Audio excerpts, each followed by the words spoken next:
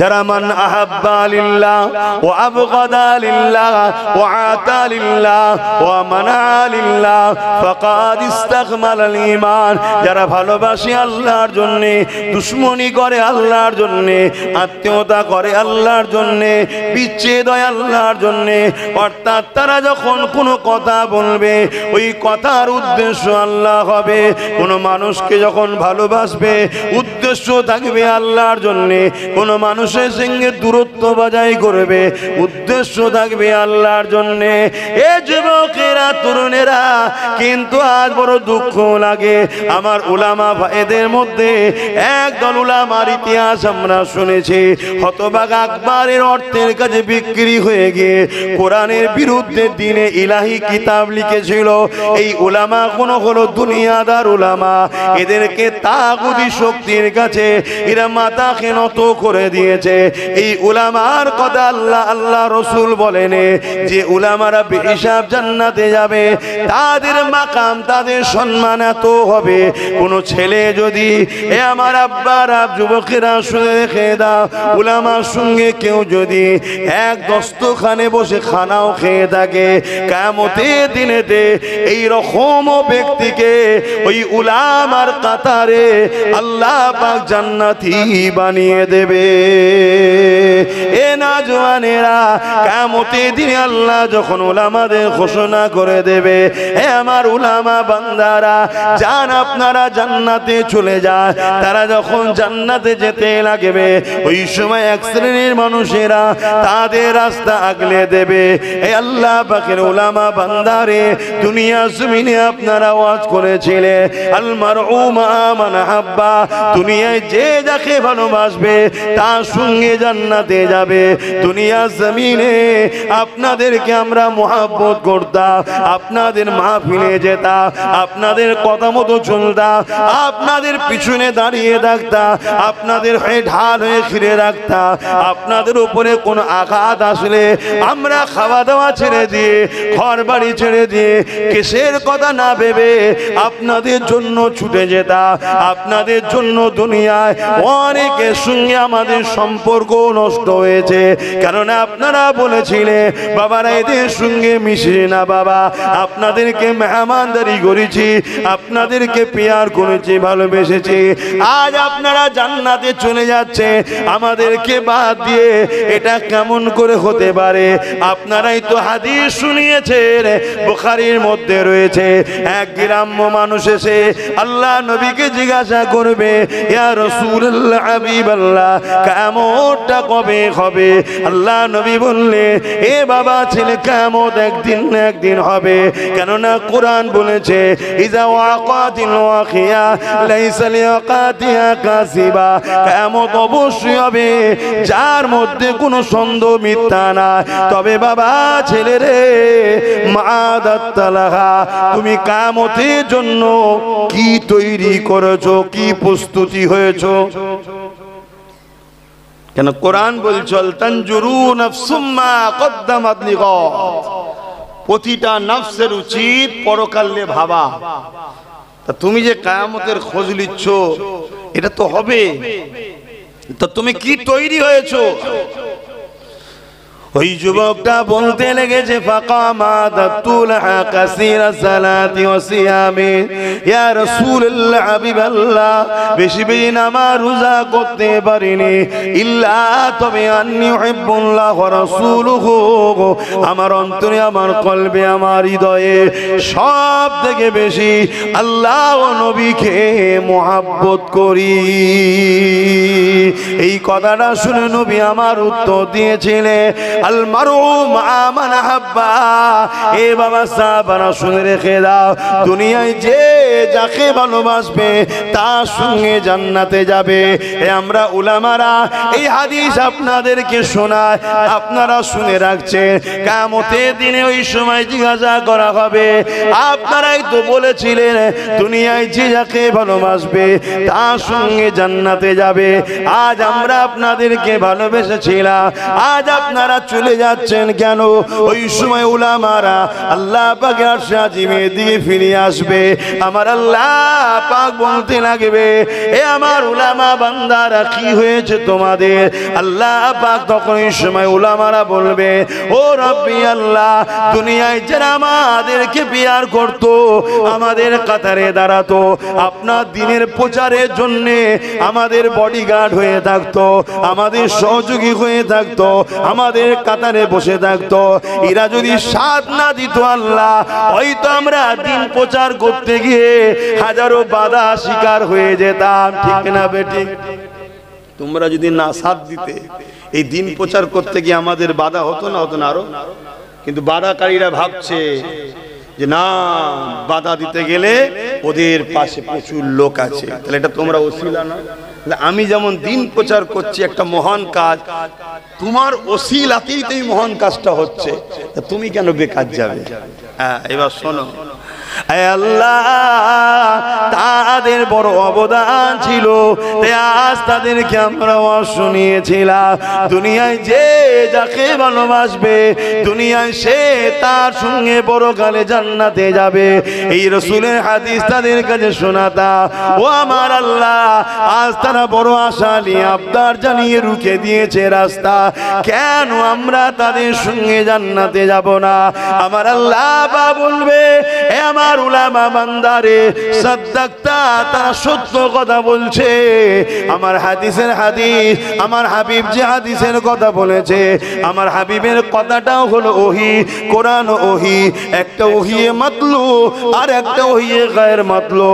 আমার হাবিব যা বলেছে, আমি আল্লাহ আমারই কথা বলেছে, এই উলামা বান্দাদেরকে জানিয়ে দেওয়া হবে, যাও তাদেরকে সাথে করে নিয়ে জান্নাতে যাবা ইজাজত দিয়ে দিলা। কথা বুঝে আসছে?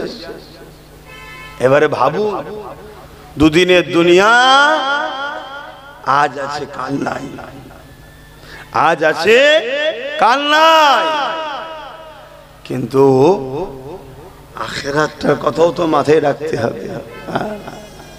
আজকে মানুষ যেভাবে সায়ালের টেনশন করছে, এ থেকে যারা পরিমাণ যদি অল্প টেনশন মানুষ জাহান্নাম থেকে বাঁচার করতো, আজকে মানুষ মনে হয় দুনিয়া আখিরাতের শান্তি পেয়ে যেত। শোনো, পৃথিবীর কারো কোনো শক্তি নেই তোমার ভালো মন্দর বিষয় নিয়ে কেউ কিছু করতে পারে, সবটাই তোমার পাওনা তোমার কর্মের ফলে আল্লাহর পক্ষ থেকে হবে। অতএব তুমি আমি যদি সেই আল্লাহকে রাজি রাখতে পারতাম, তুমি আমি যদি সেই আল্লাহকে ধরার মতো ধরতে পারতাম, তাহলে এই দুনিয়া হাজারো পরিকল্পনা করুক, হাজারো প্ল্যান করুক, নিজের প্ল্যানে নিজেই ফাঁসবে। আমরা নিশ্চয়ই জানি আবু জেহেল আমার নবীকে প্ল্যান করে কুয়ায় ফেলার প্ল্যান করেছিল না করেনি? জোরে বলে। আজকেও অনেকে সেই নবীর উম্মতকে প্ল্যান করছে বিভিন্ন ভাবে ফাঁসাবার। মনে রাখবেন, যত প্ল্যান করেছে প্রত্যেকবারে নিজেদের প্ল্যানের নিজেরাই জড়িয়েছে। ঠিক তো নাকি? বলবেন তো? নিজেদের প্ল্যানে নিজেরাই জড়াচ্ছে। আজকেও যে প্ল্যান চলছে, এই প্ল্যানে দেখবেন নিজেরাই জড়িয়ে গেছে। কথা বুঝে আসছে না? না বুঝতে পারছেন তো নাকি? কিন্তু অত গাফলতি হয়ে থাকা ভালো নয়, যে গাফলতি আমার কওমের হয়েছে। আমার কওমের যে গাফলতি, কচি দেখে দে তো, এই কচি এনে দে তো, এটা করে না। নিজের পিঠ যদি চুলকায়, এখানে এনেছেন ওখানে চুল, এটা নবীর মেম্বার। নিজের পিঠ যদি চুলকোই নিজেকেই চুলকে নিতে হয়, তাই তো নাকি? ভাষাটা খারাপ না, বাস্তব কথা। সমস্যা নিজেকে একটু দায়িত্ব নিয়ে করতে হবে। সব গাফলতি করে এলে বাবা এটা নিয়ে যা, নিয়ে যা, নিয়ে যা, নিয়ে যা, একেবারে গিয়ে ড্রামে চলে যাবে। কথা বুঝছেন তো নাকি? কেন আপনি নিশ্চিন্তায় বলতে পারি, আমি এ বাংলার মুসলমান, এ ভারতের মুসলমান, এরা অন্য জায়গা থেকে আসে না, এরা এখানে। কিন্তু আমাদের গাফলতির জন্য কিছু ক্ষতি হলেও হতে পারে, তার জন্য গাফলতি ছাড়তে হবে। ছেড়ে দেন, সব সমস্যা ঠিক হয়ে যাবে। আর দ্বিতীয়, সমাজে এতিমের যেমন কোনো গুরুত্ব থাকে না, গার্জেন হারা হওয়ার জন্য এই দুনিয়াবি ক্ষমতার জায়গাতেও নিজেদের গার্জেন, নিজেদের লিডার, নিজেদের দল, নিজেদের পাওয়ার না থাকার দরুন আমাদের সমাজে গুরুত্ব নাই। কথা কিছু বুঝে আসছে? তুমি তোমারটা তৈরি করো। কেউ যদি তোমাকে সাথে নিতে চায়, চলো একসাথে চলি, কিন্তু তা বলে তোর সাথে আমি যাব কেন, তুই আমার সাথে আসবি কোনোদিন? কথা খারাপ লাগছে নাকি? তাই না, দুজনে মিলে একসাথে করি, একসাথে, তাহলে আবার একসাথে থাকবে। কিন্তু সারা জীবন সেই পরের আব্বাকে ও আব্বা, ও আব্বা, ও আব্বা বলবেন, মাঠে খাটালো, ধান কাটালো, ধান ঝাড়ালো, সেদ্ধ করালো, চাল করালো, রান্না করালো, দেখছে আব্বা আব্বা করছে, ছেলেকে দিয়ে কাজ করিয়ে এলি। আর আমরাও ভাবছি আব্বা কত ভালোবাসে। লাস্টে যখন খাবার টাইম হয়েছে, ঘরের দরজা দিয়ে তারা বাব্বাটাই খাচ্ছে, তোমাকে আমাকে বার করে দিয়েছে। কি সমাজে ঘটছে না? সব কিছুর ভাগের বেলায় আমরা বাদ। কি গো, কথা কি খারাপ লাগছে? একটু বোঝে, একটু ভাবে। এটা যুগে যুগে হয়ে আসছে। আবু জেহেল কুয়া করেছিল আমার নবীকে ফেলবে, কুয়ায় পড়েছিল কে? জোরে বলে, আবু জেহেলই পড়েছে। আজকের আবু জেহেলরাও কুয়া খুঁড়ছে আমাদেরকে ফেলবে বলে, আর এরাও কুয়া থেকে উঠতে গেলে আমাদেরই হাত ধরে উঠতে হয়। কি গো, আমরা হাত না ধরলে উঠতে পারবি না? কথা বলে। হ্যাঁ, কেউ একজন আগে ছিল, আমাদেরকে কুয়ায় ফেলে দিয়ে গেছিল, আমরা যখন বুঝতে পেরে সরে গেছি, কুয়ায় সে নিজে পড়েছে না পড়েনি? এমন কুয়ায় পড়েছে, এখনো উঠতে পারছে কি? পারেনি। আমরা যদি এক্ষুনি সবাই মিলে হাত ধরি, চচ্চর করে আবার উঠে পড়বে। তাহলে আমরা যার হাত ধরি সে যখন ওঠে, তাহলে আমাদের ভাগিদারিটা কই? আমাদের ভাগটা কই? কথা বুঝছেন না? বুঝছেন না? এইটাই আব্বাস সিদ্দিকী বুঝায় তার বাপকে, তার মাকে, তার বোনকে, তার ভাইকে, যে আমার নয় তার জন্য অজ করতে আমি আসি না। তোরকে আমার কথা নিতে কে বলেছে? শুনছেন না? শুনুন। কিন্তু আমার বাপকে তো বুঝাতে হবে। 40 বছর ধরে তুমি সিলসিলার কাজ করছো, এই যে খুঁজছেন, আপনার ভাগ কি বুঝাতে হবে? আমার মাকে তো বুঝাতে হবে, আমার ভাইকে, আমার বোনকে তো বুঝাতে হবে। আল্লাহ পাক কোরআনে বলছেন, কু আনফুসাকুম ওয়া আহলিকুম নারা, নিজে বাঁচো, নিজের আহালদেরকে বাঁচাবার চেষ্টা করো। কোথা থেকে? জাহান্নাম থেকে। আপনারা কি আমাদের আহাল নয়, পরিবার নয়, দাদা হুজুরের সিলসিলার মুরিদ মুত্তাকিন নয়? যে দাদা হুজুরের নাও হন, অনেক মুসলমান তো আমার নবীর তো নাকি? নবী বলছেন আমার উম্মতরা হলো আমার রুহানি আওলাদ। জোরে বলুন সুবহানাল্লাহ।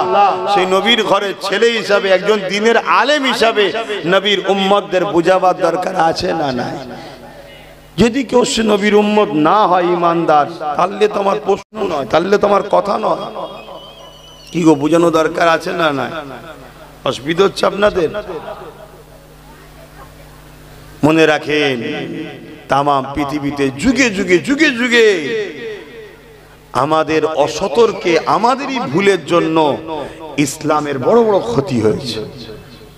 সেই ক্ষতি আবার আল্লাহ পাক নতুন প্রজন্মের দ্বারা পূরণও করিয়ে দিয়েছে। জোরে বলুন সুবহানাল্লাহ।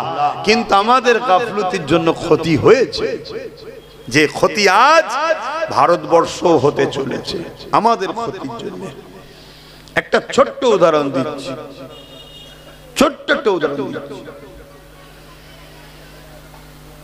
উত্তরপ্রদেশে আই লাভ মোহাম্মদ লিখেছে একটা ছেলে, যেটা আগে বলছিলাম।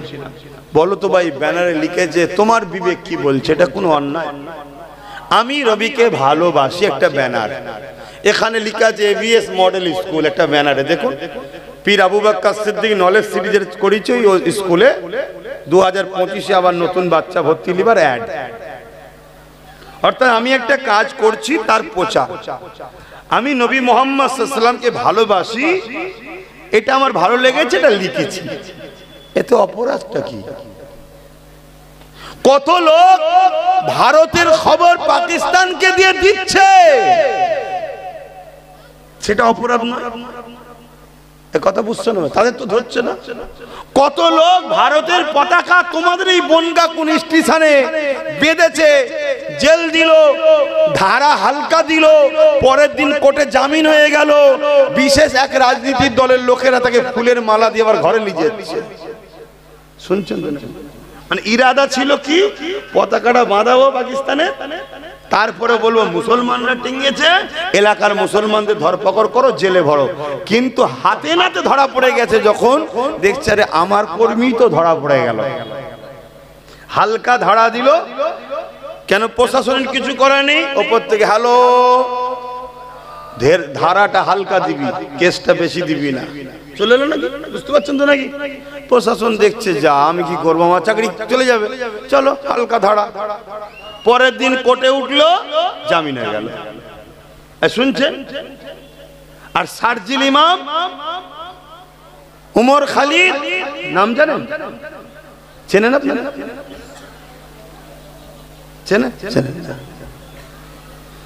অথচ এনআরসির জন্য লড়াই করতে গিয়ে দিল্লি শাহিনবাগ থেকে বন্দি করলো, তারা নির্দোষ মানুষকে বাঁচাবার জন্য লড়াই করতে গিয়ে ডেটের পর ডেট, ডেটের পর ডেট, ডেটের পর ডেট, এখনো জেলে আছে। অপরাধ কি? সে মুসলমান।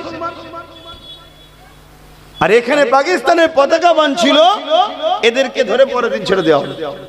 কেন? নেতা ওদের, সব ওদের। আর শারজিল ইমাম আর ওমর খালিদ, এদের কেউ নেই। এই মাথায় ঢুকছে তো নাকি? এরপরও যদি না বোঝো, আমার কিছু তো দেখার নেই, তো আমার ডিউটি পালন করছি। আমি শুধু আমার ডিউটি পালন করছি আল্লাহ পাকের কাছে। আমি না ধরা পড়ে যাই যে বলিস নি কেন, এজন্যে বলছি। আমার কথা যদি সবাই নাও নেন, আল্লাহর জাত পাকের কসম করে বলছে আমার কোনো অসুবিধা নেই। আল্লাহর জাত পাকের কসম করে বলছে আমার কোনো অসুবিধা নেই। আমার ভাই নওশাদের কোনো অসুবিধা নেই। ও যদি হেরাও যায়, ওর কোনো অসুবিধা নেই। কে বলেছে ওর অসুবিধা? কথা মাথায় ঢুকছে না? ঢোকে না কেন? একটা স্টাম্প নিয়ে এসেছে মায়ের পেট থেকে, আওলাদে রসুল আওলাদে মুজাদ্দিদ, খানদানে রসুল আওলাদে মুজাদ্দিদ, একটা স্টাম্প নিয়ে দুনিয়ায় এসেছে। ওর আগেও দেখার দরকার নেই, পিছন ডায়ে কিচ্ছু দেখার দরকার নেই। তো ওর জন্য আল্লাহ ও রসুল যথেষ্ট। কথা বুঝে আসছে না? নাই। তারপরও এত সংগ্রাম, এত লড়াই কেন? আল্লাহর কাছে ধরা পড়ে যেতে হবে, হক কথা বলতে হবে। এবং নবী বলেছে নেতৃত্ব কুরাইশ বংশের বাচ্চারা দেবে। কথা বুঝে আসছে না? এজন্য বুঝানো। তো ভাইয়ের আমার, আজকে সেই কানপুরে লিখেছে এটা কোনো অপরাধ নয়, সংবিধানও বলছে অপরাধ নয়, কিন্তু তারপরেও তার বিরুদ্ধে কেস হলো, ধরা হলো। এটা একটা বিষয়। আর একটা বিষয় হচ্ছে, এতদিন ওই উত্তরপ্রদেশে যতগুলো সেকুলারের নামে দলের নেতা ছিল, একটা কারো মুখে শুনেছেন যে উত্তরপ্রদেশে এইটা হয়েছে, এটা অন্যায়? হ্যাঁ কি না বলেন? আমার দেশের রাজ্যের কথা বলছি না, উত্তরপ্রদেশেরই যারা রয়েছে, কেউ একটা প্রতিবাদ করেছে শুনেছেন? কেন? অতএব তারাও কিন্তু এতই বুঝাতো যে তোমরা এদিক ওদিক করো না, তোমরা এদিক ওদিক করলে এ চলে আসবে, ও চলে আসবে, এই করে করে মুসলমানকে রেখেছিল। একদিন সেই আসলো। আর আজকে যখন মুসলমান বিপদে পড়ছে, কি একটা বলেছে আমি নবীকে ভালোবাসি লিকা, তাকে জেলে পড়ছে, সেই ছেলেটার হয়ে একটা কেউ বাইট দিয়েছে? কোন দলের সুপ্রিমো বাইট দিয়েছে যে এটা অত্যাচার হচ্ছে, তার ধর্মের স্বাধীনতাকে কেড়ে নেওয়া হচ্ছে? দেয়নি। আরেকটা কথা বলছি, বিহারে অলরেডি ভোট চলছে, গতকালকে একটা ভোট হলো। বিহারে লালুর বেটাকে জিজ্ঞেস করছে আই লাভ মোহাম্মদ সাল্লাল্লাহু আলাইহি ওয়াসাল্লাম লে পুরো দেশ জুড়ে হই হই হচ্ছে, এই বিষয়ে আপনার মতামত কি? তখন উত্তর কি দিচ্ছে, আমি বিহার ভোট নিয়ে ব্যস্ত আছি। ও তো বলতে পারতো যে না এটা সংবিধান বিরোধী করছে উত্তরপ্রদেশের সরকার। এদিকে বলছে না বিহারের 19% ভোট আমায় দাও যদি বিজেপিকে রুখতে চাও। কেন এই কথা বুঝছেন না, বোঝেন না? তুই যদি সত্যি মুসলমানদের ভালো চাইতিস, মুসলমানদের জানের থেকেও দামি যে মুহাম্মদ রাসূলুল্লাহকে মুসলমান ভালোবাসে, একটা কথা বলতে পারলি যে উত্তরপ্রদেশের সরকার এটা জুলুম করছে, এটা উচিত নয় করা, এতটুকু বলতে পেরেছিস? তাহলে এরা আমাদের চাই, এরা শুধুমাত্র বিজেপির ভয় দেখিয়ে নিজেদের গদি, নিজেদের পরিবারের গাড়ি বাড়ি, নিজেদের জায়গাকে শক্ত করছে। এরা দ্বিতীয় কিচ্ছু নয়, এরা সব কন্ট্রাকচুয়াল। অনেক দেখবেন রাস্তায় টোল প্লাজা থাকে, toll plaza Australia company, France company, Chinese company, বিভিন্ন দেশের কোম্পানিকে সরকার দিয়ে দেয়। অনেক দেশের হয় ওই টোল প্লাজা 10 বছরের জন্য ভাড়া, 10 বছরে যত গাড়ি যাতায়াত করবে যে দেশের কোম্পানি করছে সে দেশ নিয়ে নেবে, বাকি তারপরে ওটা দেশের হয়ে যাবে। এই যে যত সেকুলারের নামে রয়েছে এরা হলো কোম্পানি ওই টোল প্লাজার মতো, শুধুমাত্র ভয় দেখিয়ে এদেরকে শিক্ষা থেকে, স্বাস্থ্য থেকে, কর্ম থেকে, সব থেকে এদেরকে পুরো প্যারালাইসিস রোগী করে দাও, দিয়ে তোমার ডেট শেষ, তুমি চলে যাও, আমি তারপরে এন্ট্রি হব, এদেরকে নির্মূল করে দেবো। কথা মাথায় ঢুকছে না? ঢুকছে। যেমন দিল্লিতে হলো, সেই ষড়যন্ত্র আজও চলছে। আর আমরা শুধু আল্লাহকে ভয় করা ছেড়ে দিয়ে খানদানে রাসূলদের বিরুদ্ধে গালিগালাজ করছি বলার জন্য। কথা মাথায় ঢুকছে তো? শুধরাও, এখনো টাইম আছে। যদি বিশ্বাস হয়, আর যদি বিশ্বাস না হয় আমি আমার ডিউটি করে যাচ্ছি, তুমি তোমার বুঝে নাও। এই যে আজকে এসআইআরটা কি জানো? এসআইআরটা কি জানেন আপনারা? বলুন, কেউ জানেন কি? 90% মানুষ জানে না এসআইআরটা কি, জানেই না। আমি আপনাদের ঘরে বলবো, শুনবেন?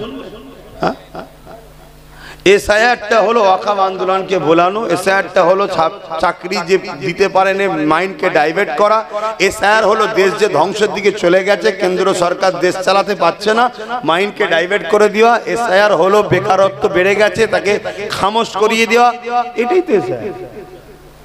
শুনছেন তো নাকি? এখন দেখুন কারো রুজি রুটি, চাকরি বাকরি আন্দোলন, ওয়াকফ আন্দোলন, ওবিসি আন্দোলন, কোন আন্দোলন আছে? সব কাগজ কি হবে কাগজ। শুধু মানুষকে প্রেসানে রেখে নিজের রুটিটা সেকে নিয়ে চলো কেটে পড়ো, তারপরেও তাওয়াই পড়ে থাকবে। যাকে হায় হায় হায়, কোথায় সমাজ চলে গেল? বাবেরা, নওজওয়ানেরা, তরুণেরা, মনে রাখবেন, আমি আরো একবার সতর্ক করে দিচ্ছি, যদি বাবরি মসজিদের প্রমাণ হয় 500 বছর ধরে ছিল, নামাজ হয়েছে, ওখানে কোনো নিচে অন্য কোনো ধর্মের স্থানের কোনো প্রুফ পাওয়া যায়নি, এরপরও যদি সব প্রমাণ হওয়ার পরও বাবরি যদি তুমি আমি না পাই, এখানে তুমি যতই কাগজ থাকুক না বলো নাকি, যতই প্রুফ থাকুক না বলো নাকি, তুমি এই জায়গায় নিরাপদে আছো, তুমি এটা ভাবছো কি করে? আমি কি বলছি বুঝছেন তো? এখান থেকে নিরাপদ পাওয়ার একটাই উপায় আছে, আমি আবার বলে দিচ্ছি, আল্লাহ সাহায্য, নবী পাকের উপরে মহাব্বত, আল্লাহ পাকের সাহায্য ছাড়া আমরা কামিয়াবি হইনি, হব না। এই সর্বপ্রথম তাওয়াক্কালতু আলাল্লাহ, আল্লাহর উপরে ভরসা করো। দ্বিতীয় নম্বর হলো নবীর সুন্নায় জীবন গড়ো, নবীকে প্যার করো, নবীকে মহাব্বত করো। 3 নম্বর হলো নিজেদের জন্য ইমানদার লিডার তৈরি করো। রাসূলুল্লাহ জানিয়ে দিয়েছে, এ আমার মাননেওয়ালারা, তোমরা কুরাইশ বংশের বাচ্চার নেতৃত্ব মানো, তা ঝান্ডা দলের পিছনে দাঁড়াও। এই জায়গাতে মনে রেখে দিও, এ বাংলার মানুষ, মানুষেরা পূর্ব ভারতের জমানার মুজাদ্দিদ আবু বকর সিদ্দিক দাদা হুজুর পীর কেবলা আল্লাহ পাক তিনাকে কুরাইশ করেছে, সেই খানদানের আওলাদ হিসাবে আমিও কুরাইশ বলে দিয়ে যাচ্ছি। মনে রেখে দেবে, আমাদের সবথেকে বড় দুশমন হলো মুসলমানদের মধ্যে থেকে একদল মুনাফিক, যাদেরকে কখনো দেখবেন না ইসলামের যারা বিরোধী করবে তাদের বিরুদ্ধে কথা বলতে, যাদেরকে কখনো দেখবেন না কোরআনের ওপরে যারা আঘাত দেবে তাদের বিরুদ্ধে কথা বলতে। অথচ যদি কোনোদিন কোনো উলামা আপনাদেরকে বাঁচাবার জন্য দুনিয়ার জালিম নেতাদের বিরুদ্ধে কোনো কথা বলে, এই মুনাফিক মুসলমান কোন তখন ওই উলামাদের বিরুদ্ধে কথা বলে দেয়। আজ বাংলার জমিনে কোটি কোটি উলামা রয়েছে, কোন উলামার মুখ থেকে কি কখনো শুনেছেন? হ্যাঁ, গুটি কতক বলেছে, ওই গুটি কতককে বাদ দেন, বাকি উলামাদের মুখ থেকে কখনো কি শুনেছে? বাবারা, যেখানে আল্লাহ ছাড়া অন্য কোন গায়রুল্লাহর উপাসনা হয় আর উপাসনাকে কেন্দ্র করে কোন খাদ্য হয়, ওই খাদ্য যদি কেউ খায় বাবা, সে বেঈমান হয়ে যাবে, কাফের হয়ে যাবে। এই কথা কি কখনো কাউকে বলতে আপনারা শুনেছেন? না, বলবে না। কিন্তু হ্যাঁ, কিছু উলামারা বলেছে, আর সে উলামাগুলো বলেছে, তার বিরুদ্ধে একটা বড় অংশের উলামা বিরুদ্ধে লেগে গেছে। তার মধ্যে থেকে আমি একজন, ইনশাআল্লাহ আমি বলেছিলাম আমার রাজ্যের সরকার মুসলমানদেরকে কাফের বানাবার জন্য রাজ ক্ষমতা দিয়ে বড় প্ল্যান তৈরি করেছিল বা এখনো করতে চলেছে। ওই প্ল্যানের মধ্যে একটা প্ল্যান হলো দীঘাতে মন্দির তৈরি করে ওই মন্দিরের প্রসাদকে রেশনের মাধ্যম দিয়ে মুসলমানকে খাইয়ে কাফের বানাতে চেয়েছে। এই কথাটা যখনই বলে দিয়েছি, অনেক মুসলমান মুনাফিক বলছে আব্বাসকে জলসা করতে দেওয়া যাবে না, এ মাঠ নয় ও মাঠে নিয়ে যাও, এখানে নয় ওখানে নিয়ে যাও। একটাই কারণ হলো, কেননা এরা দুনিয়া জমিনে মুসলমান সেজে আছে, কিন্তু এদের অন্তরটা ইসলাম বিদ্বেষীদের সঙ্গে লেগে আছে। তুমি ক্ষমতার আসনে বসে আছো, তুমি মানুষের রুজি রুটির কথা ভাববে, মানুষের শিক্ষা কারবারের কথা ভাববে, কেন মুসলিম ধর্মের ভাবাবেগে তুমি আঘাত দিতে যাচ্ছ? যেমন হিন্দু ভাইদের অন্যান্য ভাইদের গরুর গোশত খাওয়াটা ভাবাবেগে আঘাত দিয়া, ঠিক তেমনই কেউ যদি বড় প্ল্যান করে অন্য খাবারের মধ্যে যদি অমুসলিম ভাইদেরকে গরুর গোশত খাইয়ে দেয়, এটা যেমন অন্যায় হবে, জুলুম হবে, তার থেকেও বড় অন্যায় জুলুম হলো ইসলাম একত্ববাদের বিশ্বাস করে তার গায়রুল্লাহর উপাসনা করা। কোন স্থানের খাদ্য খাওয়ালে মুসলমানরা কাফের হয়ে যায়। ওই খাবার তুমি কেন রেশনের পক্ষ দিয়ে মুসলমানকে খাওয়াচ্ছিলে? এর বিরুদ্ধে কটা উলামা কথা বলেছে বলুন তো দেখি, বলেন বলেন। সমস্যাটা কোথাও বুঝতে পারছেন তো? অসুবিধা হচ্ছে আব্বা? যদি আব্বাসের কথা অসুবিধা হয়, খান। আপনি আপনার কবরে জবাব দেবেন, আমার কি সমস্যা, কিন্তু আমার ডিউটি বলা, আমি বলবো। তাতে বলতে গিয়ে যদি তুমি আমার সঙ্গে যুদ্ধ করো, আমি তোমার সঙ্গে যুদ্ধ করতেও রাজি আছি। ওপেন বলে যাচ্ছি, এত কোনো ক্যামেরার মুখে বলে যাচ্ছি। যদি কথা বলতে গিয়ে কেউ যদি বলে কথা বলা যাবে না, সে যদি বলে তোমার সঙ্গে যুদ্ধ করব, আমি দু হাত তুলে বলছি রাজি আছি তোর সঙ্গে যুদ্ধ করব। কেন? আমার কাছে আল্লাহ ও রসুল আগে, পৃথিবীর কেউ আগে না। কথা ক্লিয়ার? তাতে যদি হারি পুকুরিয়ার লোক বলে ভাই ওই যে দ্বিতীয় যেখানে জলসা করেছিল ওখানেও হবে না, আপনাকে জলসা করতে দেবে না, আমি আসবো না। পুরো বাংলার লোক যদি বলে তোমায় জলসা করতে দেবো না, করবো না। জলসা আমায় খাওয়ায় না, খাওয়ায় আমার আল্লাহ। শুনছেন তো নাকি? কিন্তু আল্লাহ রসুলের পক্ষে কথা বলতে, কেন? এটা একটা চক্রান্ত চলছে। 1 কোটি মরা লোক দ্বারা যেমন কোন উপকার কাজ করিয়ে লিয়া যায় না, 100 কোটি বেঈমান ভেতরে ভেতরে কাফের হওয়া মুসলমানের দ্বারা ইসলামের কোনো কাজ হতে পারে না। এই জন্য ইসলামের দুশমনেরা আমাদেরকে ভেতর থেকে কাফের বানাতে চাইছে। কেন আমরা যতদিন বেঁচে আছি ইনসাফ ততদিন থাকবে, আমরা যতদিন আছি ইনসানিয়ত থাকবে, আমরা যতদিন আছি নাই থাকবে। আমরা যদি চলে না যাই তাহলে আজকের ফেরাউন কোনো মানুষের কাছে খোদা হয়ে টিকে থাকতে পারবে না। বুঝছেন তো নাকি? তাই মুসার বিরুদ্ধে সেদিনের ফেরাউন লেগেছিল, মুসা সাথীদের পিছনে লেগেছিল। আজকে ছোট ছোট যারা খোদা হতে চাইছে এরা দেখছে বাকি সবাইকে তো আমাদের কৃতদাস বানিয়ে নিয়েছি, সবাই তো আমাদেরকে সেজদা করে আর করে, সব করিয়ে নিয়েছি, মুসলমানদের তো হবে না। আবার মুসলমানের মধ্যে থেকে অনেককে খাবার খাইয়ে খাইয়ে কাজ তো মিটিয়ে দিয়েছি, কিন্তু অনেক উলামা আছে এই মুসলমানদের ঘরে জলসায় গিয়ে তওবা পড়াচ্ছে, এই মুসলমানদের ঘরে জলসায় গিয়ে বুঝাচ্ছে, এ তো পরিবর্তন হয়ে যাচ্ছে। এক কথা বুঝছেন না? তাহলে তোমার কাজ তুমি করো, আমার কাজ আমি করব। ইমামতির কাজ ইমাম করবে, তাই তো নাকি? এখন স্কুলের মাস্টার যদি বলে ইমাম সাহেব সরো, আমি নামাজ পড়াবো, তাহলে ইমামের জায়গায় তুমি হাত দিয়েছো, তাহলে ইমাম তো তখন বলবে স্কুল থেকে সরো আমি পড়াবো। তুমি নেতা যখন বলবে ধর্মের বিষয়ে হাত দেবে, তখন হুজুর তখন রাজনীতির বিষয়ে হাত দেবে।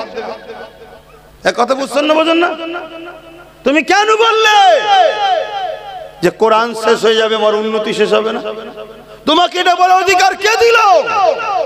তুমি বাকি কি বিষয়ে বলেছো সেটা তাদের ব্যাপার, তোমার ব্যাপার। আমার কোরআন নিয়ে বলার অধিকার তোমায় কে দিয়েছে? অতএব তুমি যখন আমার কোরআন নিয়ে বলতে ঢুকেছো, তাহলে আমি তো তোমার ঘরে হাত দিতে পারি। এক কথা বুঝছেন না? বোঝেন না? কিন্তু তুমি যদি মনে করো আব্বাস তোমার কওমের মধ্যে অনেককেই তো আমি কিনে রেখেছি, আরে শোনো, আব্বাস কওমের লোকের উপরে ভরসা করে কথা বলে না, আব্বাস কথা বলে আল্লাহর ভরসায়। হাসবুনাল্লাহু ওয়া নি'মাল ওয়াকিল, নি'মাল মাওলা ওয়া নি'মান নাসির। আমি এই কওমকে খুশি করার জন্য ওয়াজ করতে আসিনি, আমি আমার মালিককে খুশি করার জন্য ওয়াজ করতে এসেছি। আমার মালিক শুনছে আমার ওয়াজ, শুনছেন তো নাকি? হ্যাঁ, আমি ক্লিয়ার করছি আমার কবরকে, আমি ক্লিয়ার করছি আমার আখেরাতকে। তোমার যদি মনে হয় আমার সাথে সাথ দিবা, চলে আসো, তোমার কবর আখেরাত ক্লিয়ার হবে। আর আমার কথা যদি ভুল হয়, দূর থেকে উলামারা কাদা ছুড়াছুড়ি না করে হাদিস কোরআনের দলিল দিয়ে স্টাম্প মেরে ফতোয়া দাও না। কথা বুঝছেন না? একটা কথা খুব বাজারে চলছে, আব্বাস সিদ্দিকী বলেছে টিএমসি কে ভোট দেওয়া হারাম। শুনেছেন তো নাকি? ও তো কাটিং করা জিনিস, ও তো মুনাফিকরা কেটে ছড়িয়েছে, ও তো ছড়িয়েছে। কেন ছড়িয়েছে? যাতে করে আব্বাসকে বোঝানো যায় সাধারণ মুসলমানকে যে আব্বাস হলো বিজেপির লোক। আব্বাস কার লোক? বিজেপির লোক। এই জন্য টিএমসি কে ভোট দিয়ে হারাম বলেছে। ওই বিজেপির বিরুদ্ধে বলে না তো, এই জন্য যেটা কাটিং করে এই মুনাফিক গুলো ছড়িয়েছে। কথা বুঝছেন না? বোঝেন না? হ্যাঁ, কিন্তু হাকিকাতে আমি কি বলেছি শুনবেন না? শোনা দরকার আছে না? নাই শোনা দেখতে পুরোটা শুনতে হবে। কি বলেছি তা 20 মিনিট, এই 20 মিনিট বলছি, 20 সেকেন্ড, 30 সেকেন্ড, 1 মিনিট, 1.5 মিনিট কে ওয়াচ করে, বাকি বক্তা কোনো গেল কোথায়? আগে পরে করে। হ্যাঁ, তাহলে একটুখানি বলি, ধৈর্য হারা হচ্ছেন না তো?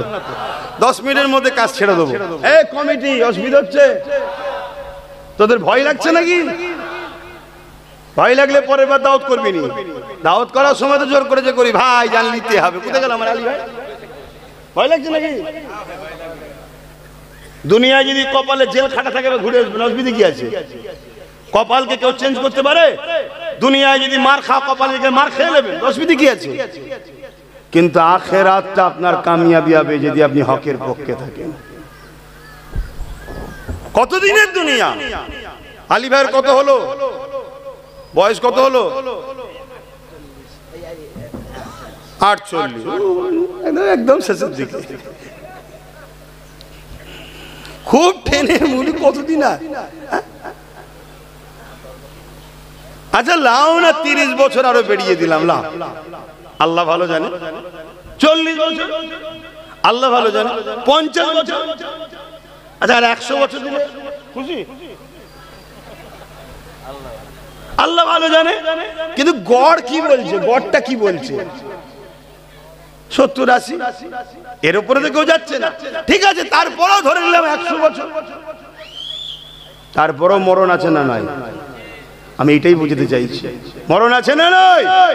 সেই জায়গায় কি জবাব দেবেন? কবরে যখন জাহান্নামের গর্ত করে দিয়ে 99টা সাপ দেবে দুমুখো, আর কালা কানা ফেরেশতা পাঠিয়ে পিটবে, তখন কি উত্তর দেবে? তো এইটা আমার বাপকে, আমার মাকে, আমার ভাইকে, আমার বোনকে বোঝানো দরকার আছে না? যে ভাই আমার গুনার মাপ আছে। সিনেমা দেখে ফেলেছিস, তওবা কর।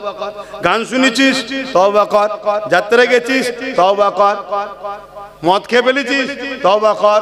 জিনা করে ফেলেছিস, তওবা কর। কাঁদ আল্লাহর কাছে। গুনার মাপ আছে না? না।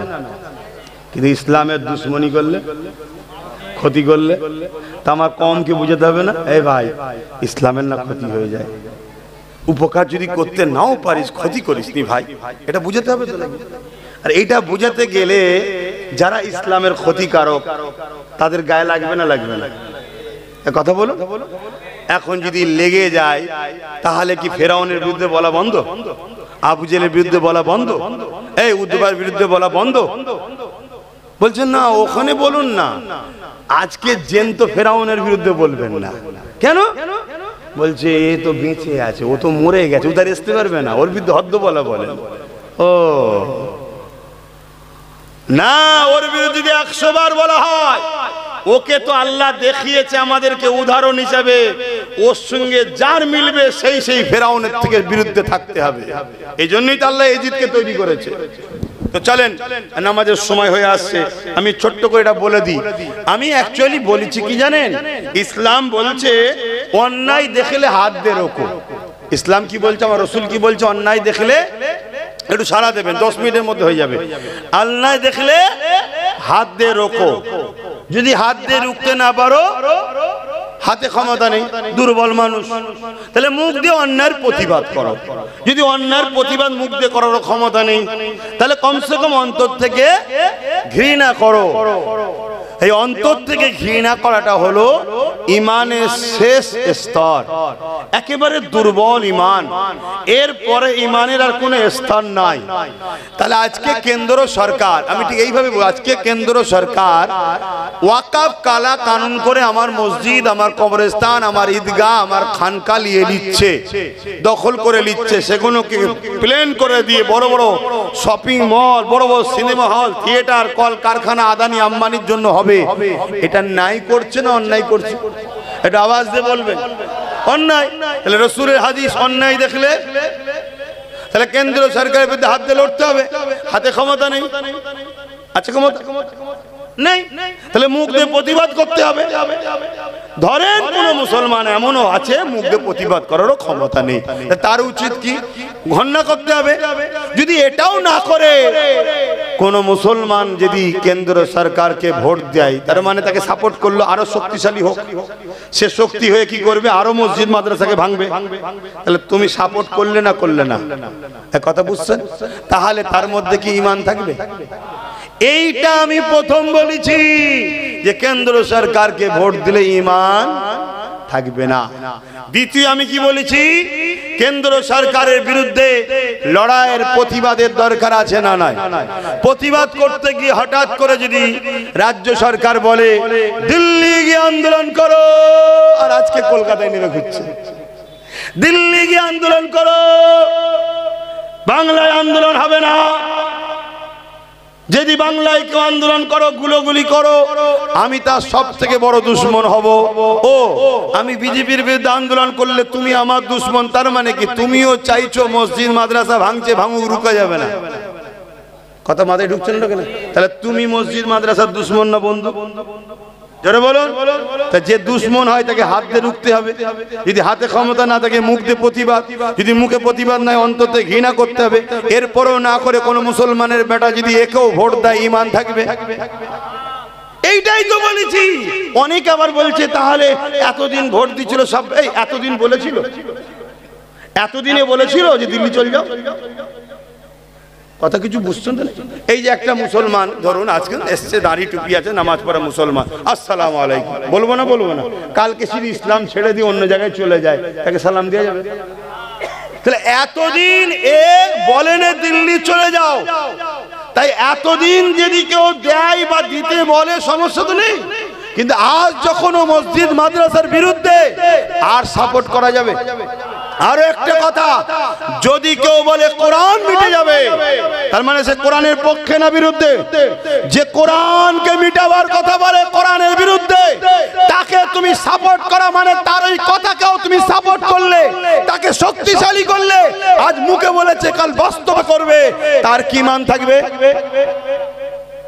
এই কথাটা আমি বলেছি, বলার পরে আবার কি বলেছি জানেন? সেটাও শোনেন। এরপরও বলেছি কি, যদি কেউ মনে করো যে এটা ভুল করে বলে ফেলেছে, তাহলে তোমার সরকারকে যে বলো একটা বাইট দিতে, যে আমার এগুলো বলা ভুল হয়ে গেছে, তাহলে আমি এসে ওর বিরুদ্ধে বলবো, এর বিরুদ্ধে বলবো না। এই কথা বুঝছেন না? বোঝেন না? এগুলো কিচ্ছু দেয়নি, শুধু ছেড়েছে কি, টিএমসিকে ভোট দিয়ে আব্বাস সিদ্দিকী হারাম বলেছে। এই শুনছেন না? শোনেন, ওই কবর আবু জেল যেমন কুয়া খুঁড়েছিল, এটা প্রচার করে নিজেদের কুয়া নিজেরাই খুঁড়েছিস। কেন? মানুষ সবাই বোকা নয় রে। এখন মানুষের হাতে অ্যান্ড্রয়েড মোবাইল, মানুষ গুগলে সার্চ করে পুরোটা দেখছে।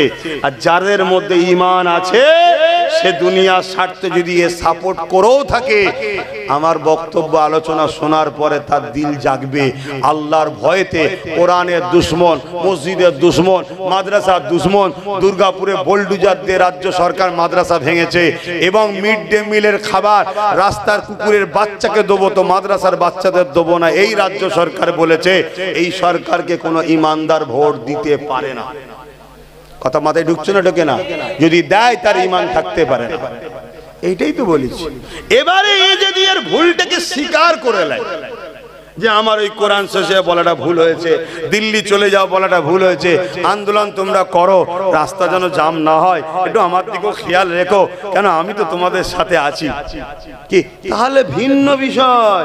আর নাই শুধু মুখে বলবে এসআইআর হতে দেবো না, আমি বেঁচে থাকতে এসআইআর হতে দেবো না।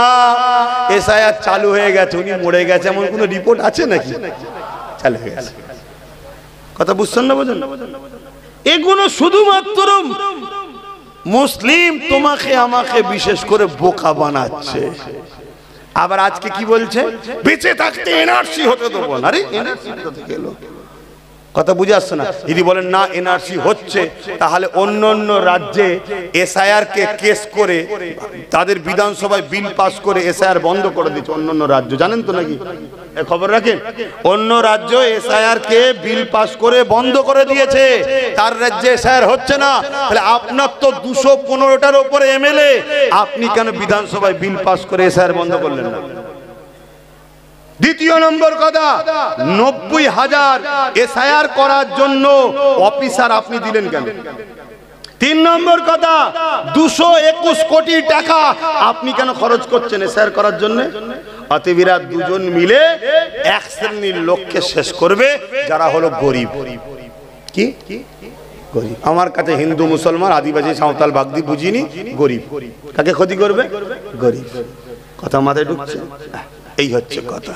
আর যারা বিজেপি গেলে খুব হুড়হুড়ি করছিল আমাদের ভাইরা, তারা সব থেকে বেশি বিপদে পড়ছে। এতে কি আমি খুশি? না, খুশি নয়। এখনো সময় আছে, সব গরিবরা এক হয়ে যাও, গরিবরা এক হয়ে যাও। ধর্ম তোমার ঘরে রাখো, তোমার দিলে রাখো, বাইরে তোমরা গরিব এক হও, গরিব এক হও, গরিব এক হও। আর আপনাদেরকে বলে যাব যে বিএলআরও আসবে ফর্ম দিতে, 2টো ফর্ম দেবে, 2টো ফর্মকে জেরক্স করে জেরক্সের উপরে লিখে করবেন, কাটাকুটি হলে জেরক্সের উপরে হোক, ফ্রেশ করার পরে তারপরে এই ফর্ম 2টো ফিল আপ করবেন। করার পরে যে বিএলআরও আসবে তার ফটো তুলবেন, তার নাম, ফোন নাম্বার নেবেন, তার অ্যাড্রেস জানবেন, এবং তাকে বলবেন একটাই স্ট্যাম্প মেরে সই করে আমায় দাও, তবে দ্বিতীয়টা দেবো। শুনছেন তো নাকি?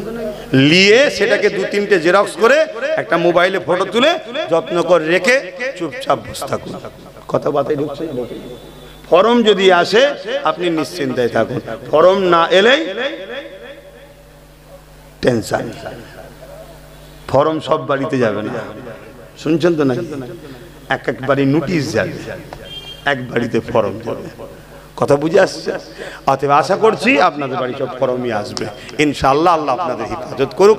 একজন পীর হিসেবে, পীরজাদা হিসাবে, নবী বংশের খানদান, দাদা হুজুর আওলাদ হিসাবে দোয়া করি আল্লাহ এই বিপদ থেকে আপনাদের হেফাজত করুক, বলুন আমিন। কিন্তু বারবার বলছি, আগে স্ট্যাম্প মেরিয়ে সই করাবেন, তারপরে দ্বিতীয়টা দেবেন। যেটা নিজের হাতে স্ট্যাম্প মারা কপি রাখা ছাড়া ছাড়বেন না। কথা কিছু বুঝছেন না, বোঝেন না? আপনাদের সব বাপ দাদু এখানকার, কথা বুঝে আসছে? আপনার দাদুর কবর এখানে আছে, তার মানে এখানেই ছিল। দাদির কবর এখানে। মুরব্বী বাপেদের কথা বলছি, আমাদের কথা বলছি নি। আমার বেটা যান এখানে, আপনাদেরও যুবক যারা, তোমাদেরও বেটা যান এখানে, দাদুর আব্বাও এখানে আছে। টেনশনের কিচ্ছু নেই। কথা কিছু যদি বলেন কি করে আপনি বলছেন, আরে মুসলমান জুম্মার নামাজ ছেড়ে দেয় তো কি হয়েছে? ঈদ বকরাই ছেড়ে দেয় তো কি হয়েছে? ভোট দিয়া কোনোদিন মিস করেন। তাহলে ভোট যখন দিয়ে নাম আসতে গেছে নাকি? কিন্তু এই কথাটা মাথায় রাখবেন, বারবার বলছি। দুটো ফর্ম দেবে, একটাকে নিয়ে সই, স্ট্যাম্প মেরিয়ে সই করে নিজের কাছে রাখবেন। এবং যে আসবে, ভাই আপনি কে, আমি আপনার ফটো তুলবে, তার নাম, অ্যাড্রেস, ফোন নাম্বার রাখবেন, রেখে দেবেন। কেন বলছি? বাই চান্স যদি আপনাদের সঙ্গে গাদ্দারি হয়, ধোঁকা হয়, ওপরে কে গাদ্দারি করেছে আমি দেখবো না। যে বেটাকে আপনি ফরম দিয়েছেন, নাক কান টানলে মাথায় সেটা কথা আছে না।